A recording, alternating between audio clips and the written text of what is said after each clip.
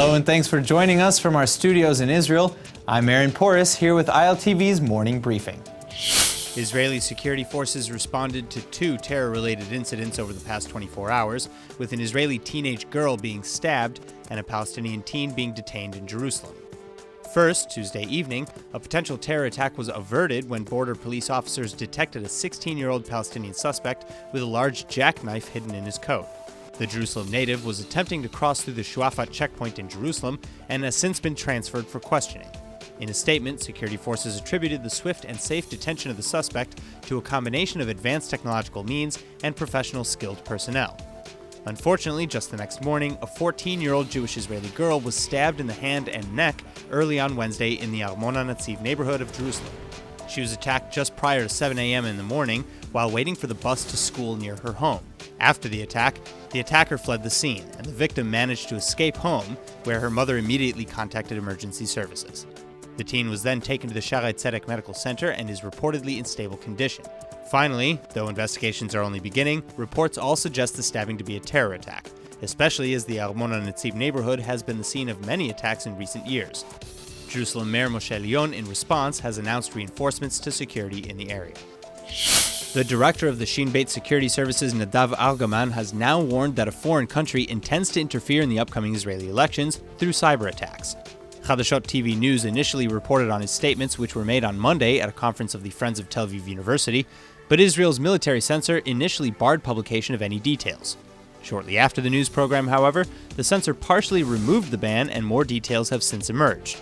Which foreign country is behind the supposed threat, though, is still not allowed for publication. Additionally, Argaman is quoted as saying that he doesn't know in favor of whom or against whom the foreign country will interfere, explaining that he doesn't know what political interests are behind the threat either. But he clearly stated that a foreign country will attempt to meddle in the April elections, and that, quote, "I know what I'm talking about," end quote. In a statement, the SHIN then also responded to the report Tuesday night and clarified that Israel and the intelligence community have the tools and capabilities to locate, monitor, and thwart foreign influence in Israeli elections.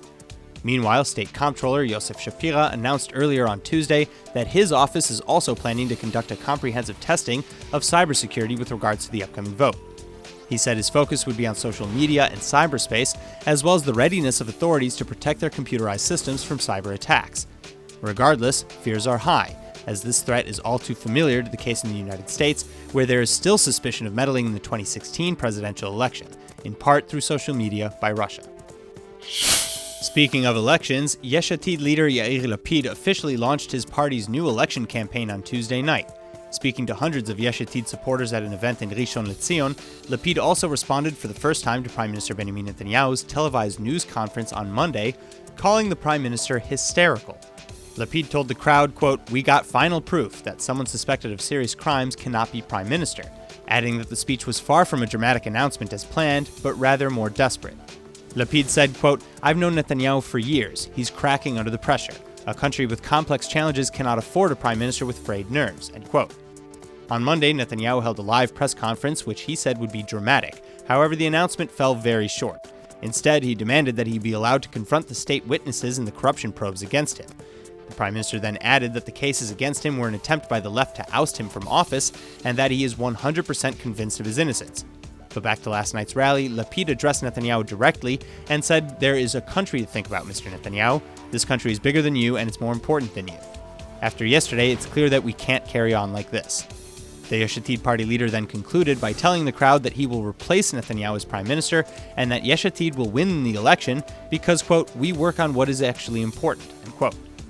Finally, in a jab at former IDF Chief of Staff Benny Gantz and his new party, Israel's Resilience, LAPID said that while he would welcome a partnership, Yesh Atid was the only party that could realistically overthrow Netanyahu. Confidence aside, however, Yesh Atid is currently trailing significantly behind Netanyahu's Likud in the polls. The 2019 Eurovision Song Contest in Tel Aviv has finally released a teaser with the competition's new annual logo and motto, and just as expected, it's being received to very mixed reviews.